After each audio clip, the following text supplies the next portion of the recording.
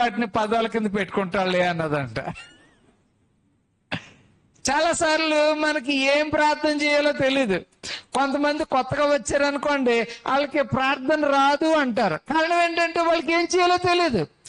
దేవునికి మన అవసరత తెలియజేయడమే. ఒకసారి రోమీలకు రాసిన పత్రికలో పౌలు గారు ఏమంటారంటే 8వ అధ్యాయంలోను, మనకు యుక్తముగా ఎలాగో ప్రార్థన చేయవలనో తెలియదు.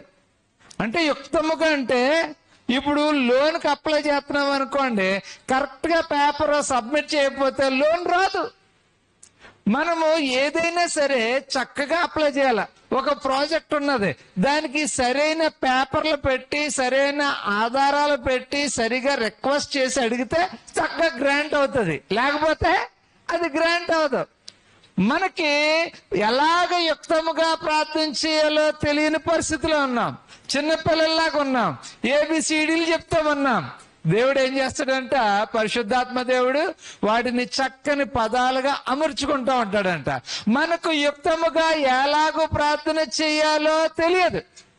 పరిశుద్ధాత్ముడే మనలో నుండి మన తరపున ప్రార్థన చేస్తా ఉన్నాడు. ఎంత గొప్ప దేవుడిని మనం కలిగి ఉన్నాం. కొన్నిసార్లు మనకి ప్రార్థన ఎలా చేయాలో తెలియదు. కొన్నిసార్లు ఏం చేస్తామంటే, అతను నన్ను తిట్టాడా, అయితే ప్రభు వాడు పళ్ళు ఊడిపోవాలా అని ప్రార్థన చేస్తాం. లేకపోతే నాలుగు పడిపోవాలా, నోరు పడిపోవాలా అని ప్రార్థన చేసేస్తాం కోపం కొద్దిని. లేకపోతే వెళ్ళేటప్పుడు యాక్సిడెంట్లు అయిపోవాలా, చచ్చిపోవాలా అని కూడా ప్రార్థన చేసేస్తారు కొంతమంది. చచ్చిపోతే బాగుండండి, చచ్చిపోతే అది ప్రాబ్లం సొల్యూషన్ కాదు. వాళ్ళు మార్పు చెందాలి, అది మన ప్రార్థన. కొన్నిసార్లు కోపంలో ఎలాగన్నా ప్రార్థన చేసేస్తూ ఉంటాం. కానీ మన తెలియని మన పదాలని మంచి పదాలుగా పరిశుద్ధాత్మ దేవుడట సరి చేస్తూ ఉంటాడంట. దేవునికి స్తోత్రం, హల్లెలూయా. మనము చిన్నపిల్లలం, మనకి ప్రార్థన చేయడం రాలేదు. మనకి 80 సంవత్సరాలు ఉండొచ్చు, 90 సంవత్సరాలు ఉండొచ్చు, దేవునిలో చాలా గొప్పగా ఎదిగి ఉండొచ్చు. అందుకని యేసుక్రీస్తు ప్రభు వారు నేర్పిస్తున్నారు. ఏమన్నారు తెలుసా, మీరు ప్రార్థన చేయునప్పుడు, దేవునికి స్తోత్రం, హల్లెలూయా. అంటే ప్రార్థన చేయనప్పుడు అనేది చాలా ఇంపార్టెంట్. ప్రార్థన ఎలా చేయాలి, ప్రార్థన ఎప్పుడు చేయాలి, ప్రార్థన ఎలా చేయాలి, వేషధారుల వలె ఉండదు. అది ముఖ్యమైన మాట. ఫస్ట్ ప్రిఫరెన్స్ దానికి ఇచ్చాడు. 5వ వచనం, మీరు ప్రార్థన చేయనప్పుడు వేషధారుల వలె ఉండవద్దు. ఈ మధ్యకాలంలో చాలా మంది ప్రార్థనలో క్రిటిసైజ్ చేయబడతా ఉన్నాయి. దాన్ని ఏమంటారంటే ఈ మధ్యకాలంలో ట్రోలింగ్ అంటూ ఉన్నారు. వాళ్ళు ఏం ప్రార్థన చేస్తున్నారు, వేషధారుల వలె ప్రార్థన. కొన్ని ప్రార్థనలు అలాగే ఉన్నాయి. మనం దేనికోసం ప్రార్థన చేస్తున్నామో, అసలు ప్రార్థన అంటే మనం దేవునితో మాట్లాడడం, ప్రార్థన అంటే మన అవసరతలు చెప్పడం, ప్రార్థన అంటే ప్రభువా నువ్వు నాకు అనుగ్రహించు, నేను కష్టాల్లో ఉన్నాను, కష్టాలు తీర్చని ప్రార్థన చేయడం. ప్రభువా ఉద్యోగం కోసం ఎంతగానో ప్రయత్నం చేస్తున్నాము, ఎగ్జామ్కి వెళ్తా ఉన్నాను, టెస్టులు రాస్తున్నాను, ఇదిగో నా భవిష్యత్తు కోసం లేకపోతే నా కుటుంబం ఆదరణ కోసం ఏదైనా ఉద్యోగం చూపించు అని ప్రార్థన చేయడం. అయితే కొంతమంది వేషధారుల వలె ప్రార్థన చేస్తున్నారంట. అంటే ఏంటంటే చాలా ఎక్కువగా చేస్తాడు, అయ్యి బాబు ఆయన చాలాగా బాగా ప్రార్థన చేస్తాడు, ఆయన చర్చికి వెళ్దాము, ఆయన బాగా ప్రార్థన చేస్తాడు, ఆయన దగ్గరికి వెళ్దాం ప్రార్థన చేయించుకోవడానికి. మీరు ఇక్కడ మళ్ళీ ఏమంటున్నాడు తెలుసా, మనుషులకు కనబడవలనని ప్రార్థనలో. ఏంటి ప్రార్థనలో, మనుషులకు కనబడవల్లని వినబడవల్లని. అయ్యో ఆయన గంట సేపు ప్రార్థన చేస్తాడు, ఆయన మోకాళ్ళు అంటే ఒంటికాళ్ళలాగా అయిపోయినాయి అంట. ఇది కూడా చెప్పుకోవాలా, నువ్వు నీ దేవునికి ప్రార్థన చేసుకుంటూ ఉన్నావు, నీ మోకాళ్ళు చూపించమని ఎవరు అడిగాడు? నువ్వు దేవునితో ఎంతసేపు ఉన్నావా నీకు దేవునికి. కానీ వారు మనుషులకు కనబడవల్లని మోకాళ్ళు చూపించారేమో, వాళ్ళు మనుషులకు కనబడవల్లని ఏదేదో చేస్తూ ఉంటారు. కానీ బైబిల్ ఏం చెప్తుందంటే, మీరు ప్రార్థన చేయునప్పుడు, దేవునికి స్తోత్రం, హల్లెలూయా, ఏమంటున్నది, మీరు ప్రార్థన చేయునప్పుడు మనుషులకు కనబడవలనని కాదు. కొన్ని ప్రార్థనలు పబ్లిక్ లో చేయాల్సి వస్తాయి. ఇప్పుడు మనం ప్రార్థన పెట్టుకున్నాం, ఈ ప్రార్థనలో మీరు ప్రార్థన చేయాలి, ఇది పబ్లిక్ ప్రేయర్. కొన్ని ప్రార్థనలు ఉంటాయి, అదేంటంటే తలుపులు వేసుకొని చేసే ప్రార్థన. కొన్ని ప్రార్థనలో యేసుక్రీస్తు ప్రభు వారు ఒంటరిగా వెళ్ళిపోయి అరణ్యంలోనికి ప్రార్థన చేస్తూ ఉండేవారు. ఒంటరిగా చేసుకునే ప్రార్థనలు ఉన్నాయి, పబ్లిక్ గా చేసుకునే ప్రార్థనలు ఉన్నాయి, తలుపులు వేసుకుని చేసే ప్రార్థనలు ఉన్నాయి. మీరు ప్రార్థనలు చేసినప్పుడు అంటారు, మనం ప్రార్థన ఎలా చేస్తున్నామో మనకు మనం ఎగ్జామిన్ చేసుకోవాలి. యేసుక్రీస్తు ప్రభు వారు క్లియర్ గా తెలియచేస్తున్నారు, మనుషులకు కనబడవలెనని సమాజ మందిరాల్లో, వీధుల్లో ఇప్పుడు కనబడవలెనని చాలా చాలా రకరకాలైన భాషల్లో, లేదంటే అద్భుతంగా ఊగిపోతూ మనకి చక్కగా యూట్యూబ్ ఒకటి వచ్చింది, అలాగే ఇన్స్టాగ్రామ్లు వచ్చినాయి, ఫేస్బుక్లు వచ్చినాయి, ఊగిపోతూ చేస్తూ ఉన్నప్పుడు ఇంకా కొన్నిసార్లు చేస్తూ ఉంటే వాళ్ళు ప్రార్థనలు చేస్తుంటాయి, బాబోయ్ వీళ్ళు ఎంత బాగా ప్రార్థన చేస్తున్నారు, నేను అలా చేయలేకపోతున్నాను దేవా, మరి అలా చెయ్యాలా అని ఒక్కొక్కసారి అనిపిస్తూ ఉంటది. మరలా అనిపిస్తూ ఉంటది, ఏం ప్రార్థనలు చేస్తారండి బాబు, చాలా చేస్తారు. కానీ కొంతమంది అంటే మనుషులకు కనబడవలననే చేస్తారు. ఆ ప్రార్థనలో చాలా ఎంత వేషధారణ ఉంటున్నది అని యేసు ప్రభు వారు చెప్తున్నారు. ఇది నా మాటలు కాదు, ఇక్కడ యేసుక్రీస్తు ప్రభు వారు చెప్తూ ఉన్నారు. మన ప్రార్థనలో ఏ విధంగా ఉంటా ఉన్నాయి. మత్తయి సువార్త 6:5 ఈ విధంగా ఉంది, మరియు మీరు ప్రార్థన చేయనప్పుడు, దేవుని స్తోత్రం హల్లెలూయా. ఏంటది? మరియు మీరు ఎలాగుండకూడదు? వేషధారుల వలె ఉండకూడదు. అంటే ఇంగ్లీష్ లో హిపోక్రైట్స్ అంటారు. హిపోక్రైట్స్ అనే పదం, హిపోక్రైట్ అనే పదానికి మనకి అర్థం తెలియకపోవచ్చు. వేషధారణ అంటే ఇప్పుడు సాధారణంగానే ఒక్కొక్కసారి సినిమాల్లో చూపిస్తూ ఉంటారు, ఒక హీరో ఉంటారు, ఆ హీరో సడన్ గానే ఏం చేస్తాడంటే వేషం మార్చేసుకుంటాడు. ఒక మగవాడే కానీ స్త్రీ వేషం వేసుకుని వెళ్తాడు, లేకపోతే మగవాడే కానీ అతను వేరొక రిలీజియస్ పర్సన్ గా వెళ్ళి వాళ్ళకి కనిపించాలనుకుంటాడు. కారణం ఏంటంటే అక్కడ వాళ్ళకి దొరకకూడదని. వేషధారణ, ప్రతి చోట వేషధారణ. ఒకసారి ఇది నేను మీకు చెప్పాను లేదో,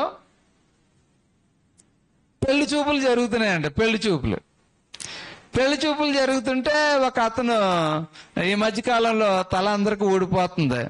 ఇప్పుడు నాకు 57 సంవత్సరాలు, తల ఓడలేదులేండి, అక్కడనే బట్టబొర ఎక్కువ రాలేదు.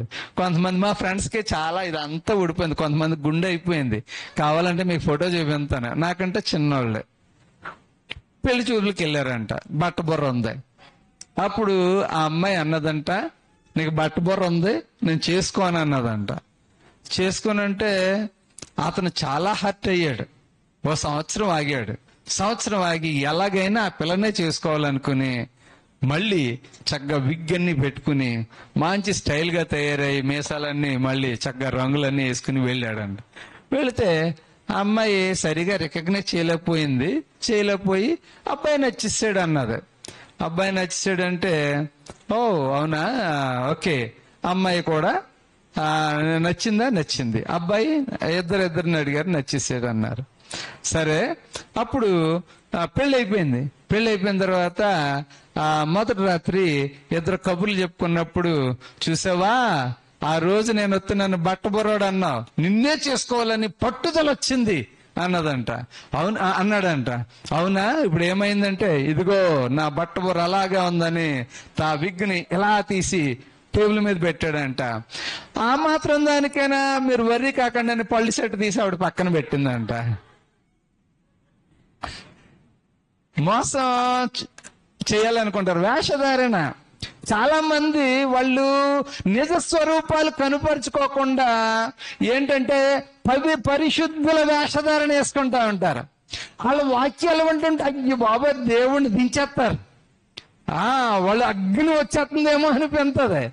వాళ్ళు పదాలు చూస్తుంటే ఆ వర్డింగ్ మనకు రావు, చాలా సార్లు అంత చక్కగా మాట్లాడతారు. వాళ్ళు పరిశుద్ధమైన పదాలు వాడతారు.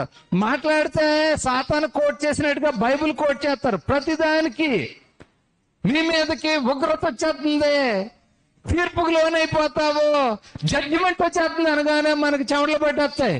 అవునా? కానీ ఎంత వేషధారణ తెలుసా? వాళ్ళ యొక్క హృదయం చూస్తే ఘోరమైన వ్యాధితో నిండిపోయింది. వాళ్ళు గొడవలు పెట్టే విధానం చూస్తే సంఘంలో కలతలు పుట్టించేస్తారు. ఎవరైతే స్నేహంగా ఉన్నారో వాళ్ళు విడగొట్టేస్తా ఉంటారు. ఒకవేళ తండ్రి కొడుకులు విడగొట్టేయచ్చు, తల్లి తండ్రి కూతుర్లు విడగొట్టచ్చు, లేదంటే కుటుంబంలో సభ్యుల్లో గొడవ పెట్టేయచ్చు. చాలా వేషధారణ. కొంతమంది చూస్తూ ఉంటే ఎందుకు వాళ్ళు అలాగా ఇలా విడగొట్టేసి ఏం సాధింతారో అని అనుకుంటూ ఉంటాం. ఒక ఆయన ప్రార్థన చేస్తే చాలా చాలా ఎక్కువగా ప్రార్థన చేస్తున్నాడు. తీరా చూసి ఆ కుటుంబంలో గొడవలు తీసుకొచ్చినప్పటికీ తర్వాత మాట్లాడుకోకుండా ఉంటారా? మాట్లాడుకుంటారు కదా. ఏంటి ఇలాగా నేనన్నానా అనుకున్నారు. ఆ కుటుంబం అంతా కలిసి ఒకసారి ప్రార్థన చేసుకుని మన మధ్య ఎందుకు కలతలు వస్తున్నాయో మాట్లాడుకుందాం అని కూర్చుని మాట్లాడుకున్నారంట. మాట్లాడుకుంటే ఎలాంటి అభిప్రాయం మనకు లేదే, అసలు ఇది రావడానికి పుట్టడానికి కారణం ఎవరో పలానా పాస్టర్ గారు, అంతే. ఆయన్ని ఇంకా వదిలేశారు. కొన్నిసార్లు ఏం జరుగుతూ ఉంటదంటే వేషధారణ వల్ల మోసం చేస్తూ ఉంటారు. బైబిల్ గ్రంథంలో చూస్తాము, యెహోషువ కూడా వేషధారణ వల్ల మోసపోయాడు. వాళ్ళు ఎండిన రొట్టెలు చూపించి మేము చాలా దూరం నుంచి వచ్చాము, దయచేసి మీ దండులో జాయిన్ చేసుకోండి అని అన్నారు. అప్పాలు చూస్తే అయ్యో పాపం అని జాలేసి జాయిన్ చేసుకున్నాడు. అప్పుడు పాపం మొదలైంది, పతనం మొదలయ్యింది.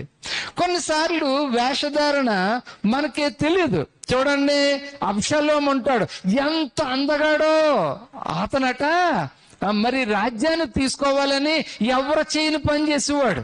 రాజుగారు ఏంటి నాది రాజ్యం అని మామూలుగా పోతాడు. కానీ వేషధారి ఏం చేస్తాడంటే ఎలాగైనా దాన్ని సంపాదించుకోవాలని ద్వారబంధం దగ్గర నుంచుకుని నువ్వు ఎంత మంచివాడువో అని చేయి తీసుకుని ముద్దు పెట్టుకునేవాడంట. అప్పుడు ఏమనుకున్నారంటే రాజు కంటే ఈయనే బెటరు, నన్ను ఎప్పుడు వదిలిపెట్టడో చెయ్యి ముద్దు పెట్టేసుకుంటున్నాడు. ఒక ఆయన అన్నాడు, ఏంటి పాస్టర్ గారు మీరు అసలు మాకు వందనాలే చెప్తలేదు, నేను అక్కడికి వెళ్ళాను అనుకో నన్ను అలా అమాంతంగా పట్టేసుకుంటారు. నాకు అలా పట్టుకునే అలవాటు లేదు, దయచేసి నేను అలా పట్టుకుంటానని అనుకోకండి అన్నాను. అయితే నేను మీ చర్చికి రాలేనండి. సంతోషం, పట్టుకునే చర్చికే వెళ్ళు. ఏంటి రాగానే పట్టేసుకోవడం, కౌగులించేసుకోవడం. కొంతమంది కొంచెం ఎక్స్ట్రాలు చేస్తూ ఉంటారు. దీన్నే వేషధారణ అని అన్నారు. ఆకర్షించుకోవాలనుకుంటే ఇలాంటి ఎన్నెన్నో చేయొచ్చు. కొంతమంది అమ్మ, అక్క, చెల్లి, తమ్ముడు, అక్క అనగానే అయ్యో బాబు చూసావా నన్ను అక్క అని పిలిచేసాడు, ఎంత మంచోడు అనుకుంటారు. కానీ అతని హృదయం ఆకర్షించుకోవాలని ఉన్నదేమో వేషధారణ. దయచేసి వేషధారణ వల్ల మోసపోవద్దు. యేసుక్రీస్తు ప్రభు వారు చెప్తూ ఉన్నారు, మీరు వేషధారుల వలె ఉండకండి.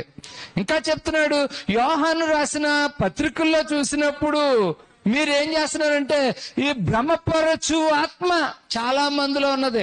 వేషధారణతో కూడిన ప్రజలు వస్తా ఉన్నారు, వేషధారణతో కూడిన ప్రవక్తలు వస్తా ఉన్నారు, వేషధారణతో కూడిన పాస్టర్ గారులు వస్తా ఉన్నారు. వాళ్ళు వేషధారణ వారు పాస్టర్ గారుల వల్లే వేషధారణ వేసుకుని వస్తా ఉన్నారు. భాష నేను ఈ మధ్య అనుకోకుండా టీవీ పెట్టాను. టీవీ పెడితే ట్రాన్స్ అనే ఒక సినిమా వచ్చింది. ట్రాన్స్ నేను చెప్తా ఉన్నాను. కారణం ఏంటంటే నేను మరీ హోలీ అని చెప్పలేను, అప్పుడప్పుడు టీవీ దగ్గర కూర్చుంటాం. ఆ ట్రాన్స్ అనే మూవీలో ఒక పాస్టర్ గారిని ఎలాగ ఇమిటేట్ చేయాలి, ఎలాగా ప్రాక్టీస్ చేయాలి, ఎలాగ ప్రజలను మభ్యపెట్టాలి అనేది చూపించాడు. నేను ఆశ్చర్యపోయాను. ఇప్పుడు వరకు పాస్టర్ గారుల మీద తీసిన సినిమాలు ఏమీ లేవు. కరుణామయుడు చూసాము, మోషే ఏంటది 10 కమాండ్మెంట్స్ చూసాము. ఇది ఏంటి సడన్ గానే ట్రాన్స్ ఏంటి, ఒకవేళ మత్తు పదార్థాలతో కూడుకున్నదా అని అనుకోలేదు. ఒకళ్ళు ఏం చేశారంటే మేము ఒక మత్తుని తీసుకురాద్దారనుకుంటున్నాం. ఆ మత్తు ఏంటంటే మతము అని చెప్పి దానికి ట్రాన్స్ అని పేరు పెట్టి ఒక మోటివేటింగ్ వ్యక్తిని తీసుకొచ్చి అతనికి పాస్టర్ గారి లాగా ట్రైనింగ్ ఇచ్చి అద్భుతంగా ప్రసంగం చేయడం, అద్భుతంగా డాన్స్ చేయడం, అతని ఎంట్రీ అన్ని చూపించినప్పటికీ ప్రభువా ఎలా కూడా ఉంటారా అని అనిపించింది. వేషధారణ, అతను మత్తు తీసుకుంటున్నాడేమో, కొంతమందిని ఇమిటేట్ చేసి హల్లెలూయా ప్రైజ్ ద లార్డ్ చప్పలు కొట్టండి డాన్స్ చేయండి అంటూ ఉంటే ఇంతలాగా లోకం మనకు తెలియదు. వాళ్ళు చాలా చక్కగా ప్రజెంట్ చేస్తూ ఉన్నారు. వేషధారణ, కొంతమంది వేషధారణ నేను మీకు రికమెండ్ చేస్తాను, అది తప్పు కాదు. కారణం ఏంటి తెలుసా? ప్రస్తుతం ట్రెండ్ ఎలాగుందో చూపిస్తా ఉన్నాడు. ఎంత దారుణంగా ఉన్నది తెలుసా? వేషధారణ ప్రార్థన, వేషధారులు వస్తా ఉన్నారు. కాబట్టి యేసుక్రీస్తు ప్రభు వారు ఆ రోజుల్లోనే చెప్పారు, మీరు వేషధారణతో ఉండవద్దు. ప్రార్థన చేసినప్పుడు వేషధారణొద్దు, వాక్యం ప్రకటించినప్పుడు వేషధారణొద్దు, సువార్త పరిచర్యకు వెళ్ళినప్పుడు వేషధారణొద్దు. మీరు జత బట్టలు మాత్రం పట్టుకెళ్ళండి, చెప్పులు మాత్రం పట్టుకెళ్ళండి. పెద్ద వేషధారణ మీరు వేసుకొని అవసరం లేదు, పెద్ద పెద్ద అంగీలు వేసుకొని అవసరం లేదు. అయితే ఖచ్చితంగా పాస్టర్ గారికి ఒక యూనిఫామ్ ఉంటది, అది మాత్రం తప్పదు.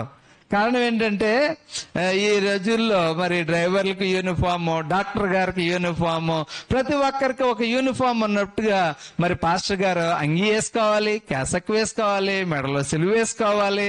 అంటే పాస్టర్ గారుగా ఇవన్నీ తప్పదు. కానీ మనుషులు ఏం చేస్తున్నారంటే దీనికంటే శృతి మించి కొన్ని వేషాలు వేస్తా ఉన్నారు. ఆ వేషాలు మనం చేయకూడదు, వేషధారణ. రెండవది, మీరు ప్రార్థన చేయనప్పుడు అని అంటాడు 7వ వచనం చూడండి.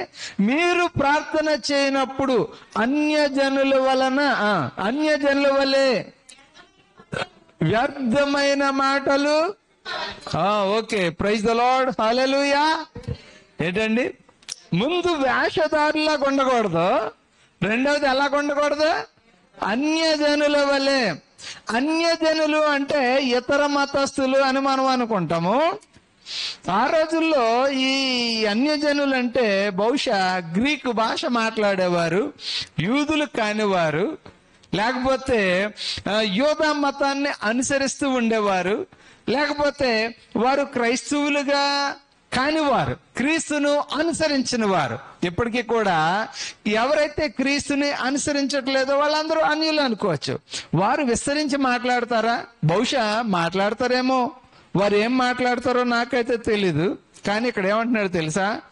మీరు అన్యజనుల వలె వ్యర్థమైన మాటలు వచింపవద్దు, విస్తరించి మాటలాడుట వలన తమ మనవి వినబడునని వారు తలంచుచున్నారు. దేవునికి స్తోత్రం, హల్లెలూయా.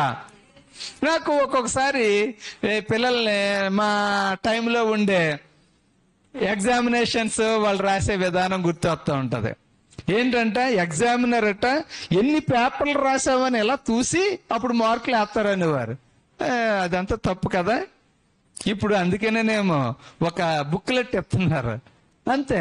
మీరు ఎన్ని రాసిన బుక్లెట్ అది 24 pages ఉంటది.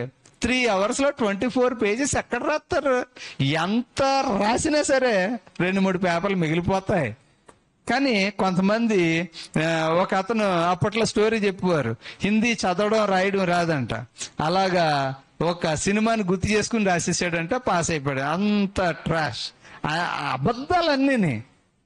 వాళ్ళు ఏమనుకుంటున్నారంటే ఎవరు చదవరు, అసలు దిద్దు వాళ్ళకే రాదు, కాబట్టి ఏమి రాసినా మార్కులు పడిపోతే పేపర్లు మాత్రం కనిపించాలా. వీన్నే వ్యర్థమైన మాటలు అంటారు. వ్యర్థంగా పేపర్లు రాస్తే మార్కులు ఎవరు వేసారు. నేను చాలా సంవత్సరాలు మరి ప్రొఫెసర్గా పనిచేశాను. గ్రీక్ లాంగ్వేజ్ టీచ్ చేసేవాడిని, క్వశ్చన్ పేపర్లు దిద్దువాడిని. ఒక్కొక్కసారి మా పిల్లలు అనేవారు, సార్ స్పూన్ దగ్గర పెట్టుకుంటారు మార్కులు అయినా కనివారు. గరిట కాదు, ఏంటి స్పూన్. మార్కులు పడవు, ఎక్కువ రాసినా పడవు, పాయింట్లు రాస్తేనే పడతాయి. ఎప్పుడైనా సరే మీరు ఎగ్జామ్ రాసినప్పుడు విస్తరించి రాసేస్తే పడిపోతాయి అనుకోకండి. కరెక్ట్ గా మీరు ఫస్ట్ సైడ్ హెడ్డింగ్ పెట్టాలి. ఆ హెడ్డింగ్ ని ఎక్స్ప్లెయిన్ చేస్తూ ఓ 2-3 పాయింట్లు చక్కగా రాసి అలా రాసుకుంటే వెళ్ళిపోయారు అనుకోండి, అవును సబ్జెక్ట్ అంటే వీళ్ళకి ఐడియా ఉంది, అందుకనే చక్కగా హెడ్డింగ్ పెట్టారు, సైడ్ హెడ్డింగ్ పెట్టారు, అవుట్లైన్ ఇచ్చారు, మంచి పాయింట్లు రాశారు. కొన్ని టెక్నికల్ టర్మ్స్ ఉంటాయి, ఆ టర్మ్స్ రాసి అండర్లైన్ చేయాలి. అంతేకాదు కొన్ని టర్మ్స్ కి గ్రీక్ మీనింగ్ లేకపోతే తెలుగు మీనింగ్ లేకపోతే ఇంగ్లీష్ మీనింగ్ రాయాలి. కొన్నిసార్లు స్కాలర్ పేరు రాయాలి. ఇవేమి రాయకుండా అలా సోది రాసుకుంటా వెళ్ళిపోయారు అనుకోండి, మార్కులు అయితే పడవు. అదే వ్యర్థమైన మాటలు. ఇప్పుడు అన్యులాట ప్రార్థన ఎక్కువ ప్రార్థన చేస్తే ఫోన్లే అన్ని మాటలు కాకపోయినా ఒక మాట అన్నా దేవుడు కనబడుతుంది అనుకుంటారన్నమో. అలా చేయని అవసరం లేదు. ఒకసారి పేతురు గారు ప్రార్థన చేస్తాడు. ఎన్ని గంటలు చేస్తాడు ప్రార్థన? అదే మునిగిపోతూ ఉంటాడు నీటిలోని. ఎన్ని గంటలు చేస్తాడు ప్రార్థన? అరే ఒకటే ఒక పదం, ప్రభువా నన్ను రక్షించు. దేవునికి స్తోత్రం. హల్లెలూయా హల్లెలూయా. ఏం చేశాడు ఆయన ప్రార్థన? అది రియల్ ప్రేయర్. అక్కడ అతని అవసరత కనబడుతుంది. ఒక చనిపోయేవాడు అరిసే ఆక్రందన. అక్కడ యేసు ప్రభు వారు ఉన్నారు, నేనున్నాను రక్షణతో అల్ప విశ్వాసి అని అన్నారు. నువ్వు నిజంగా ప్రార్థన చేస్తే, అందుకనే పేతురు గారు రాస్తున్నాడు, యథార్థవంతుని ప్రార్థన. ఎవరైతే నీతి కలిగి ప్రార్థన చేస్తారో, యథార్థంగా ప్రార్థన చేస్తారో, హృదయపూర్వకంగా ప్రార్థన చేస్తున్నారో వారి వైపుకి ఆయన చెవులు ఒగ్గి ఉన్నాయంట. ఆయన ఎప్పుడు వింటూనే ఉంటాడు. యథార్థంగా ప్రార్థన చేయి, తక్షణం దేవుడు ఒక అద్భుతానికి జీవిస్తాడు. ఆ మధ్యకాలంలో నేను వచ్చిన టెస్ట్ చెప్పాను, నాకు నిద్ర పడతలేదని. మీరు అందరూ ప్రార్థన చేస్తున్నారు, ఇప్పుడు లేవడం కష్టం అయిపోతుంది, నిద్రలోంచి ఫుల్గా నిద్ర వచ్చేస్తుంది. నిజం, అదొక అద్భుతం. అంతకు ముందు ఒక టాబ్లెట్ వేసుకునేవాడిని, వేసుకుంటే అబ్బా తల ఉదయాన్నే డ్రౌజీగా ఉండేది, అబ్బో చాలా లేవలేకపోతున్నాను. ఆ రోజంతా కూడా మత్తుగా ఉండేది, ఏ పని చేయలేకపోయేవాడిని. వర్క్ దగ్గర కూర్చునేవాడిని, మళ్ళీ నిద్ర వచ్చేసేది. పగలపోయి నిద్రపోయేవాడిని, రాత్రులు నిద్రపోయేవాడిని. అది మానేయాలని మానేశాను, నిద్ర పడతలేదు. ప్రార్థన చేయమని అడిగాను, అందరూ ప్రార్థన చేశారు. జెన్యూన్ ప్రేయర్ మీరు చేస్తున్నారు, దేవునికి స్తోత్రం. హల్లెలూయా. యథార్థమైన ప్రార్థన, నిజమైన ప్రార్థన, నిజంగా అవసరత ఉంది. అందుకని ఇప్పుడు నేను పగల పడుకోవట్లేదు, పగల హ్యాపీగా నా వర్క్ ఫుల్గా వర్క్ చేస్తున్నాను. ఉదయం 8 గంటల నుంచి సాయంకాలం 10 గంటల వరకు అసలు నిద్ర అనేది లేదు, హ్యాపీగా తిరిగేస్తా ఉన్నాను. ఎప్పుడు అలసట్లేదు. అలాగని నిద్ర వస్తుందని ఏమీ లేదు. పడుకోండి కొద్దిసేపు అంటాం, అసలు నిద్ర పడటం లేదు. రాత్రి పడుకుంటే మధ్యరాత్రిలో లేవలేకపోతున్నాను, కళ్ళు మత్తుగా ఉంటున్నది. మళ్ళీ ఒకవేళ పాసుకు లేచినా సరే మళ్ళీ ఫుల్గా నిద్ర పడేస్తుంది. ఉదయాన్నే మళ్ళీ వాకింగ్ కి రెడీ. దేవునికి స్తోత్రం. హల్లెలూయా. యథార్థమైన ప్రార్థన మనం చేసినప్పుడు దేవుడు వెంటనే తక్షణం జవాబిస్తాడు. కానీ మనం విస్తరించి ప్రార్థన అంటే, ఉదాహరణకి మనం ఒక్కొక్క ప్రార్థన ఒక్కొక్క వ్యక్తి అవసరత చెప్తాం, అది విస్తరించి ప్రార్థన కాదు. కారణం ఏంటంటే వ్యక్తుల అవసరతలు గుర్తు చేసుకుంటామన్నా, అది విస్తరించి ప్రార్థన ఏంటి? మన చర్చిలో ఒక 50 మంది ఉన్నారు అనుకుందాం, మనకు అవకాశం వచ్చింది ప్రార్థన చేయడానికి. ఒక్కొక్కరి కోసం, వారి అవసరతల కోసం, వారి ఉద్దేశాల కోసం, దేవా వారి కష్టాల్లో ఉన్నారు విడిపించు, వారి సమస్యల్లో ఉన్నారు విడిపించు అని ప్రార్థన చేస్తున్నాం. అది విస్తరించి ప్రార్థన కాదు, అది అవసరతను దేవునికి తెలియచేస్తామన్నాం. కాబట్టి అలాంటి ప్రార్థన చేయడంలో తప్పేం లేదు. కొంతమంది ప్రార్థన చేస్తే ఎలా చేస్తారంటే, ప్రభువా నేను అమెరికా దేశంలో ఉన్నప్పుడు ప్రార్థన చేస్తా ఉన్నాను, అప్పుడు ఆ బెడ్ మీద ఉన్న పేషెంట్ని నువ్వు లేపేసావు, తర్వాత నేను ఇంగ్లాండ్ వెళ్ళాను, ఇక్కడ అమెరికా దేశం వెళ్ళాను, ఇంగ్లాండ్ వెళ్ళాను, అక్కడి నుంచి ఆస్ట్రేలియా వచ్చాను. ఇతను తిరిగిన దేశాల పేర్లు చెప్పుకుంటున్నాడా, లేకపోతే ఇతను ప్రార్థన చేస్తే జరిగిన అద్భుతాలు చెప్తున్నాడా? కొన్నిసార్లు చాలా మంది ఏం చేస్తారంటే వారి జీవిత వృత్తాంతం అంతా ప్రార్థనలో చెప్తూ ఉంటారు. అసలు చెయ్యాల్సిన అంశం, ఇచ్చిన అంశం ఏంటి, ప్రార్థన చేయమని అడిగిన అంశం ఏంటి, వాళ్ళు చేసే వృత్తాంతం ఏంటి, అదే మనకి అర్థం చేసుకోవాలి. పబ్లిక్ ప్రేయర్ ఎలా చేయాలి? పబ్లిక్ ప్రేయర్ ఉదాహరణకి ఈ రోజు ఇప్పుడు ప్రార్థన చేయమన్నా, ప్రారంభ ప్రార్థన. ప్రారంభంలో ఏం ప్రార్థన చేద్దాం? ప్రభువా మరి బయలుదేరిన వాళ్ళు క్షేమంగా వచ్చేలా సహాయం చేయి, త్వరగా రావడానికి సహాయం చేయి, దారిలో అడ్డంకులు లేకుండా చూడు. ఈ రోజు ప్రసంగం చేస్తున్నా ప్రసంగికులను అభిషేకించు, మంచి వర్తమానం ఇయ్యి, మా అందరికీ సరిపడిన మంచి వాగ్దాన వాక్యం ఇయ్యి. ఇలాగా మనం ప్రార్థన చేస్తూ ఉంటాం. ఓకే, విజ్ఞాపన ప్రార్థన చేసినప్పుడు మనం ఏం చేస్తాము? దేశపు అధికారులను దీవించు, లేకపోతే మమ్మల్ని పరిపాలించే వాళ్ళకి మంచి పరలోకపు జ్ఞానాన్ని ఇవ్వండి, మా దేశంలో శాంతి సమాధానం ఇవ్వండి, వరదలు ఉన్నాయి, వారికి చాలా మంది నిరాశ్రయులు అయిపోయారు, వారికి సరైన వసతినివ్వండి, భోజనాలు ఇవ్వండి, బట్టలు ఇవ్వండి. ఇలాంటివి మనం ప్రార్థన చేస్తాం. విజ్ఞాపన ప్రార్థనలో ఇలాంటివి చేస్తాము, ప్రారంభ ప్రార్థనలో అవి చేస్తాము, ముగింపు ప్రార్థన ఒకవేళ చేయమని అవకాశం ఇచ్చారనుకోండి, ఇప్పుడు వరకు విన్న వాక్యం కోసం మనం గుర్తు చేసుకోవచ్చు, ఒకవేళ మన అవసరతలు తిరిగి దేవునికి తెలియచేయచ్చు. కానీ మనం వ్యర్థమైన మాటలు అన్యుల వలె, ఒకసారి మీరు కొంతమంది ప్రార్థనల్ని అనాలిసిస్ చేయండి. నేను ఒక సబ్జెక్ట్ ఉండేది మాకు, నేను చదివినప్పుడు, అంటే సర్మన్ అనాలిసిస్ అంటారు. అంటే ఏంటంటే ప్రసంగాన్ని దాని యొక్క స్ట్రక్చర్, లేకపోతే బోధించిన విధానం, లేకపోతే వాళ్ళు చెప్పిన ఇలస్ట్రేషన్స్ అన్ని ఒక స్ట్రక్చర్ ఎలాగున్నాయో అనాలిసిస్ చేయడం. అలాగా మనం ప్రార్థనలో అనాలిసిస్ చేయాల్సిన అవసరం ఉంది. ఈరోజు ప్రభువారు చెప్తా ఉన్నారు, మనం వేషధారుల వలె ఉండకూడదు మనం ప్రార్థన చేసినప్పుడు. రెండవది, మనం ఎలాగ ఉండకూడదు? అన్యుల వలె ఉండకూడదు. అయితే ప్రార్థన ఎలా చేయాలి అన్నది చెప్తా ఉన్నాడు. దేవుని యొక్క గొప్పతనాన్ని గుర్తించు, దేవుని యొక్క శక్తిని గుర్తించు. దేవుని సన్నిధిలో మనం కన్ఫెస్ అవ్వాలి, ప్రభువా మా పాపాలు మన్నించు, మా రుణస్తులను మేము క్షమించిన ప్రకారం మీరు మా రుణములను క్షమించండి, మాకు అవసరమైన ధన సహాయం చేయండి, అవసరమైన భోజనాన్ని అనుగ్రహించండి. రియల్ నీడ్ దేవుని సన్నిధిలో పెట్టి ప్రార్థన చేయడం మనకి చాలా అవసరం. కొంతమంది ఇప్పటికీ కూడా డౌటే, ఏ టైంలో ప్రార్థన చేయాలండి అని అడుగుతూ ఉన్నారు. చాలా మందికి అంటే ఎప్పుడు కూడా చిన్న పిల్లలు వేసే ప్రశ్నలాగా ఉంటా ఉన్నాయి. ఏ టైంలో ప్రార్థన చేస్తారో? ఇప్పుడు మన పిల్లల్ని అడుగుదాం, ఏ టైంలో ప్రార్థన చేయొచ్చు? ఓకే ఓకే, ఎవరు చెప్తారు ఏ సమయంలో ప్రార్థన చేయాలి చెప్పండి? పొద్దున, మధ్యాహ్నం, సాయంకాలం కరెక్ట్గా చెప్పాలా? పొద్దుట లేచిన వెంటనే, టిఫిన్ చేసిన వెంటనే, నైట్ పడుకుంటాం, లంచ్ చేసిన వెంటనే, అబ్బా డిన్నర్ చేసిన వెంటనే, పడుకునే ముందు. ఎప్పుడు కరెక్ట్ గా చేయాలి ప్రార్థన? కరెక్ట్ గా చెప్పండి. ప్రార్థన ఎప్పుడు చేయాలి? అవసరత ఎప్పుడు ఉంటే అప్పుడే చేసుకోవాలి ప్రార్థన. ప్రార్థన ఎప్పుడు చేసుకోవాలా? అంతే కదా, అంతేగాని దానికి ఒక టైం లేదు. యాక్చువల్గా బైబిల్లో చూసినప్పుడు యేసు ప్రభు వేకునే లేచి, పెందల కడనే లేచి ఒంటరిగా వెళ్ళిపోయేవారట. మార్క్స్ వార్త 1వ అధ్యాయంలో ఉంటది. మార్క్స్ వార్త 1వ అధ్యాయము 35వ వచనంలో ఉంటది చూడండి.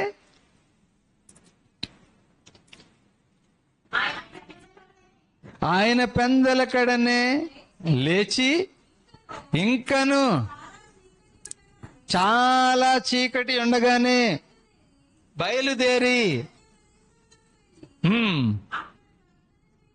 దేవునికి స్తోత్రం, హల్లెలూయా. సిటీలో ఉన్నాం కాబట్టి మనకు అరణ్య ప్రదేశాలు ఏమీ లేవు. పోనీ ఇంకా వెలుతురుంటుండగా ప్రార్థన చేయడానికి మనకి అసలు లేవలేకపోతున్నాం. కారణం ఏంటంటే పడుకునేదే 12 గంటలకి, 12:30కే. Okay, late night sleep.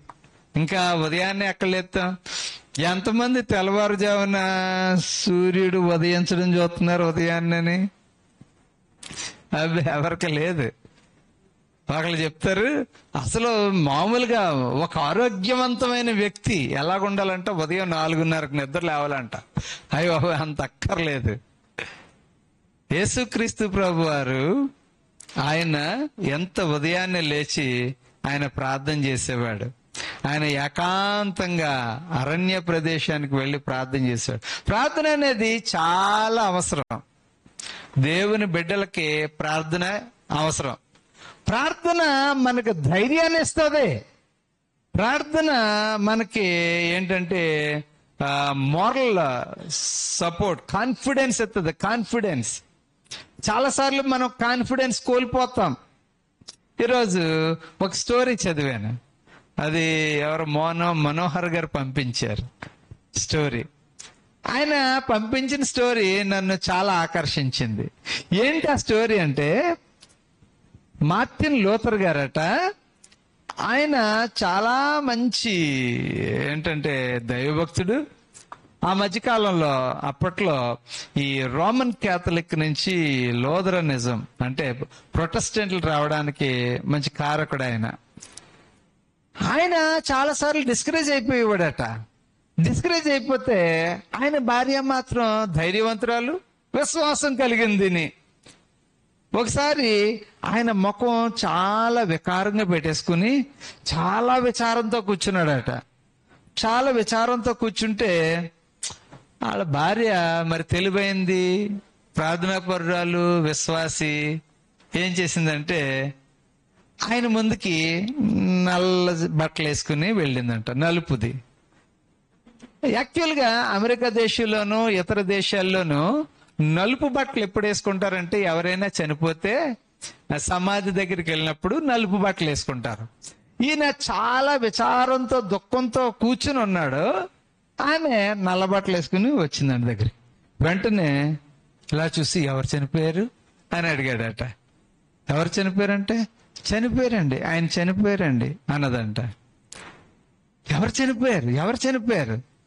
మీకోసం నా కోసం యేసుక్రీస్తు ప్రభు వారు చనిపోయారు అని అన్నదంట.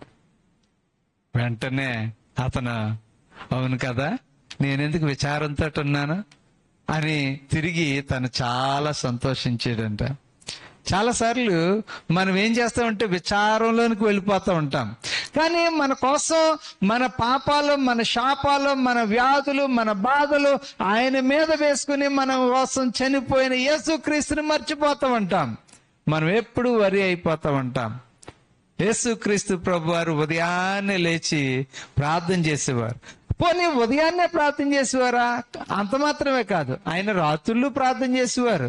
ఇక్కడ రాసి ఉంటది, మార్కు సువార్త 6:35 ఒకసారి చదువుదాం చూడండి. చాలా పొద్దుపోయిన తరువాత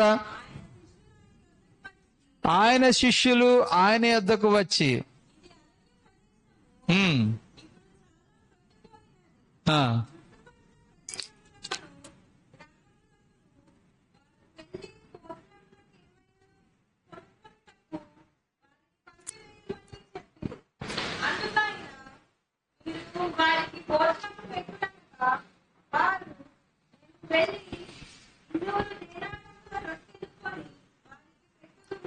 ఓకే, ఈ ఇన్సిడెంట్ అయిన తర్వాత 45వ వచనం 46వ వచనం అంటే మీకు ఇన్సిడెంట్ చూపించాను.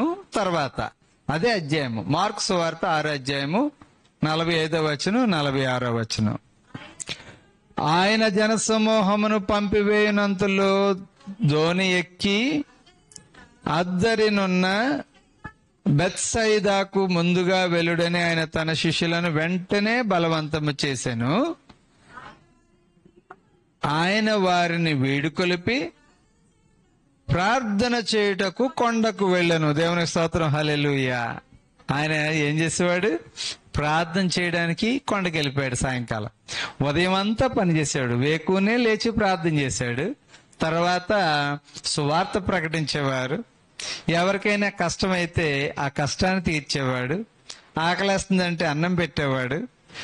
దెయ్యాలు పట్టినాయి అంటే విడిపించేవాడు. లేదంటే రోగస్తులు ఉన్నారంటే ఓకే, వాళ్ళు రోగాన్ని తగ్గించేవాడు.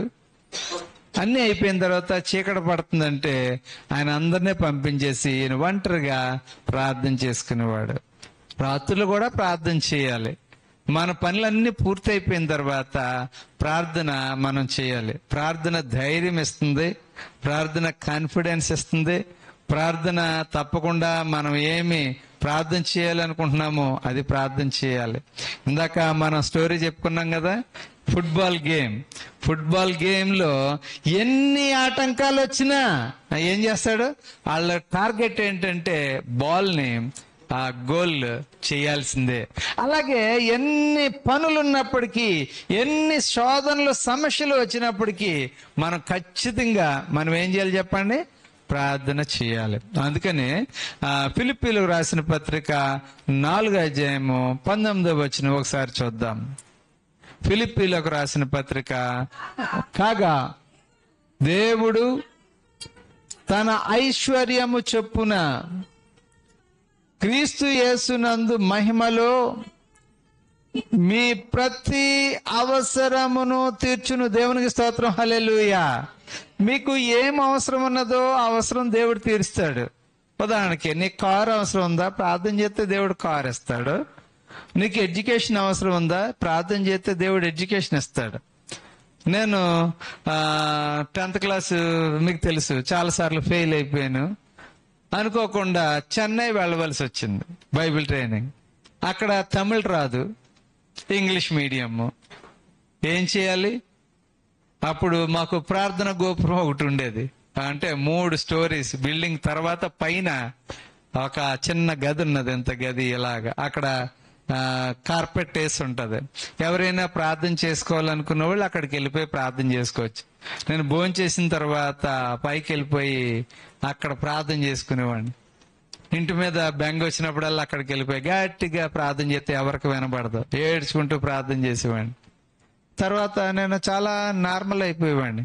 ప్రార్థన ఎప్పుడైతే చేసానో నాలో ఉన్న ఫీలింగ్స్, భయాలు అన్నీ పోయి మామూలుగా ఉండిపోయేవాడిని. నాకేది అవసరమో దేవుడు నాకు ఇచ్చాడు. అక్కడ కూడా ప్రతిసారి అవసరతలో మనకి చెప్పి రావు. సడన్ గా ఏదైనా కొత్త అవసరత ఏర్పడవచ్చు. ఇదెందుకు వచ్చింది మధ్యలో అని మనం చెప్పుకోలేం. పౌలు గారు ఏమంటున్నాడంటే, కాగా దేవుడు తన ఐశ్వర్యం చొప్పున క్రీస్తు యేసునందు మహిమలో మీ ప్రతి అవసరము తీర్చును. దేవునికి స్తోత్రం, హల్లెలూయా. నేను ఒక మంచి ప్రసంగం విన్నాను చెన్నైలో. నేను ఒకసారి ఒక కాన్ఫరెన్స్ కి వెళ్ళాను. సాయంకాలం మీటింగ్ జరుగుతుంది, చాలా మంది ఉన్నారు. ఆయన దేవుడు బలము, శక్తి అని చెప్పేసి బోధిస్తూ ఉన్నాడు. ఆయన ఒకసారి ట్రైన్లో వెళ్తున్నాడంట. ట్రైన్లో వెళ్తూ ఉంటే ఆయనకి అర్జెంటుగా పిన్ అవసరమైంది. అంటే సేఫ్టీ పిన్ అంటారు కదా, అవసరమైంది. ఇప్పుడు ఎవరిని అడగాల? ఇప్పుడు ఆడవాళ్ళని అడిగితే బాగుండదు, లేకపోతే ఎవరిస్తారు? చుట్టాలు ఎవరు లేరు, ఒంటరిగా ఉన్నాడు. యేసయ్యా నాకు పిన్ను కావాలి అనుకుని ప్రార్థన చేసుకుంటా ఉన్నాడు. చూస్తున్నాడు, నాకు చాలా అవసరం, నాకు ఆ పిన్ను నాకు కావాలి. సరే ఇప్పుడు లేదు కదా, సరిపెట్టేసుకుందాం, అయినా ఒకసారి దేవుడితో చెప్దాం అని ప్రార్థన చేసుకున్నాడు. ప్రార్థన చేసుకున్న తర్వాత తను పడుకుందారని బెడ్ ఇలాగా కర్చీఫ్తో తుడుస్తూ ఉంటే ఆ కార్నర్ లోంచి పెద్ద పిన్ను బయటపడిందంట. నా దేవుడు నా అవసరత విన్నాడు అని అన్నాడు. అది నన్ను ఆకర్షించింది. కొన్నిసార్లు కొన్ని ప్రసంగాలు మొత్తం అంతా ఎక్కువ, ఇదే ఆకర్షించింది. నా అవసరత చూసి అతి చిన్న కోరిక, చిన్న పిన్ను అడిగితే అక్కడ ఎవరు లేరు. ఎవరిని అడగడానికి నాకు సిగ్గైంది. నేను పెద్దవాడిని, కానీ నేను ప్రభువా నాకు ఈ చిన్న అవసరత అనుకున్నాను. కానీ అప్పుడు అది నాకు చాలా పెద్ద అవసరత. ఇలాగా నేను తుడుచుకుని పడుకుందారనుకున్నాను. ఆ కార్నర్ నుంచి వచ్చింది పెద్ద పిన్ను. నా అవసరత తీర్చిన దేవుడు అని ప్రసంగం చేశాడు. అది నిజంగా నన్ను చాలా ఆకర్షించింది. నిజంగా అప్పటి నుంచి నేను దేవుని సన్నిధిలో ప్రార్థన చేయడం మొదలు పెట్టాను. ఏ చిన్న అవసరత ఉన్నా, ప్రభువా నాకు ఈ అవసరత వచ్చింది అన్నప్పుడు నాకు తెలియకుండానే ఎవరో ఒకరు వస్తారు.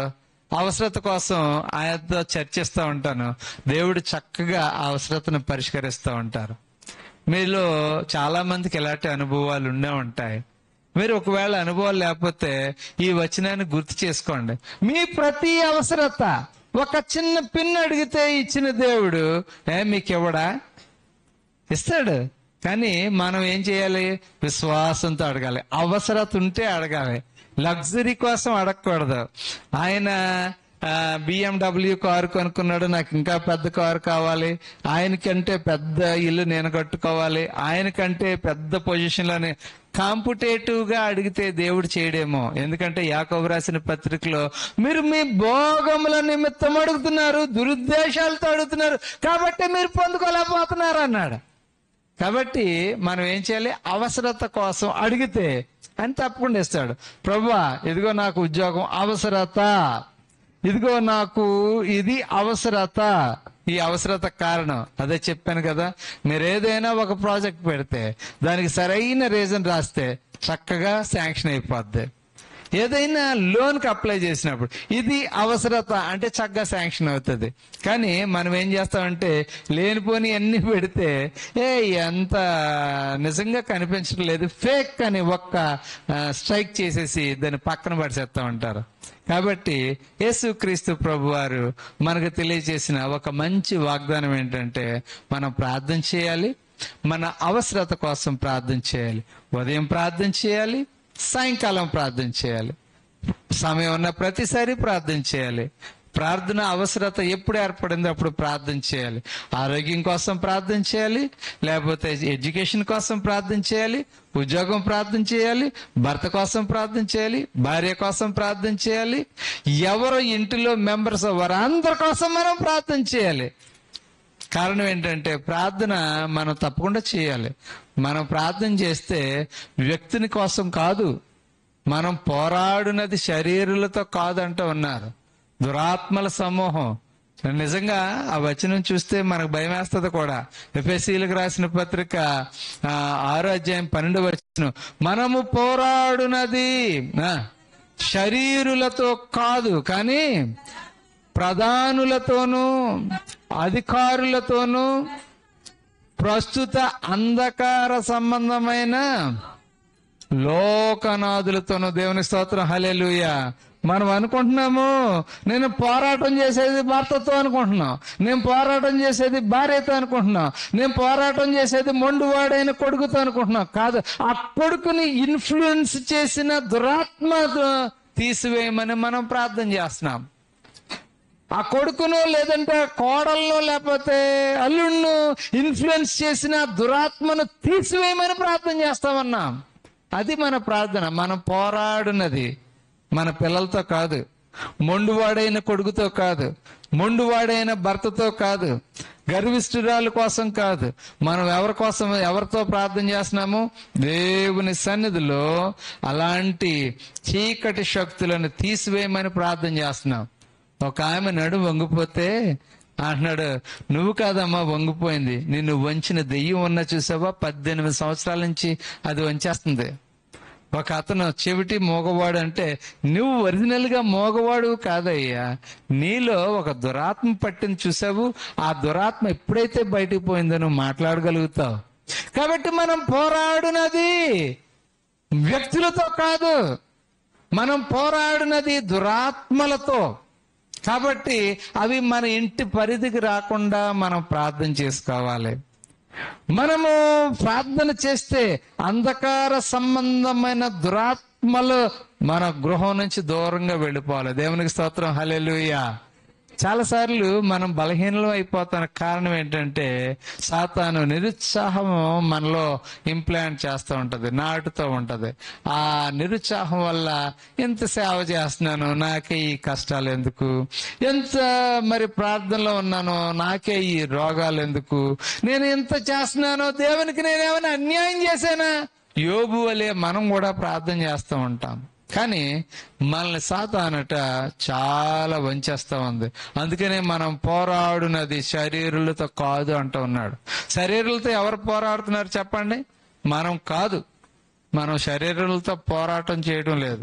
మనం ప్రార్థన చేస్తే దేవా ఈ దురాత్మను తీసేయి, జ్వరము అనే దురాత్మను తీసేయి, లేదంటే ఈ రోగం అనే దురాత్మను తీసేయి, ఇదిగో నిరుత్సాహం అనే దురాత్మను తీసేయి, ఇదిగో టెస్ట్ రాస్తున్నాను కానీ నాకు నిరుత్సాహం వస్తా ఉంది, కానీ నువ్వు ఇస్తానని వాగ్దానం చేసావు, దీనికోసం నేను పోరాటం చేయాలి. మన గోల్ ఏంటంటే మన బాల్ ఎక్కడ వెళ్ళాలి? గోల్ పడాలి. మనం ప్రార్థన చేస్తే పని జరగాలి. ఈలోగా ఎన్నెన్నో సమస్యలు, ఇబ్బందులు, నిరుత్సాహాలు, కానీ వాటన్నిటినీ అధిగమించి మనకు దేవుడు జయం ఇవ్వాలంటే మనం ప్రార్థన చేయాలి. ప్రియమైన సహోదరి సహోదరులారా, మన ప్రార్థన మరి శక్తివంతముగా ఉండాలి. ఏలియా వంటి ప్రార్థన ఉండాలి. ఏలియా మన వంటి వాడే, కానీ అతను ప్రార్థించినప్పుడు వర్షం కురిసింది. అతను ప్రార్థించినప్పుడు వర్షం ఆగిపోయింది. అతను ప్రార్థన చేసినప్పుడు అగ్ని కురిసింది. మన వంటి స్వభావమే. మరి మన స్వభావం ఎలాగున్నది? మనకి కూడా అలాంటి స్వభావమే. కాబట్టి ఒక్కసారి మనలను మనం పరిశీలన చేసుకుందాం, ప్రార్థన చేద్దాం. హల్లెలూయా, హల్లెలూయా, హల్లెలూయా. ప్రభువా, మీరు మాతో మాట్లాడినందుకు వందనాలు. కొన్నిసార్లు ప్రార్థన మేము చాలా నిర్లక్ష్యం చేస్తూ ఉన్నాం. ప్రార్థన నిర్లక్ష్యం చేస్తూ ఉన్నాం. రాత్రికి ప్రార్థన చేసుకుందాంలే అని ప్రొద్దుట అనుకుంటాం. ప్రొద్దుట ప్రార్థన చేసుకుందాంలే రాత్రి అనుకుంటాం. ఉదయం బైబిల్ చదువుదామని రాత్రి అనుకుంటాం. రాత్రి బైబిల్ చదువుదామని ఉదయం అనుకుంటాం. ఇలాగా మనం బైబిల్ చదవడం నిర్లక్ష్యం చేస్తాం, ప్రార్థన చేయడం నిర్లక్ష్యం చేస్తాం, ప్రభుతో మాట్లాడడం నిర్లక్ష్యం చేద్దాం. అలా అందుచేత మనలో దినదినము నిరుత్సాహము వచ్చేస్తా ఉంది. మనలో సాతాను శక్తులు ఎక్కువైపోతా ఉన్నాయి. మనము పోరాడునది దురాత్మల సమూహముతో అని గుర్తుంచుకోవాలి. ఒక వ్యక్తి గొడవకు వచ్చాడంటే అతను కాదు, దురాత్మ అతనిలోంచి ప్రేరేపిస్తా ఉంది. నిన్ను తప్పుదారి పట్టించడానికి ప్రేరేపిస్తా ఉంది. దురాత్మ అతనిలోంచి పో,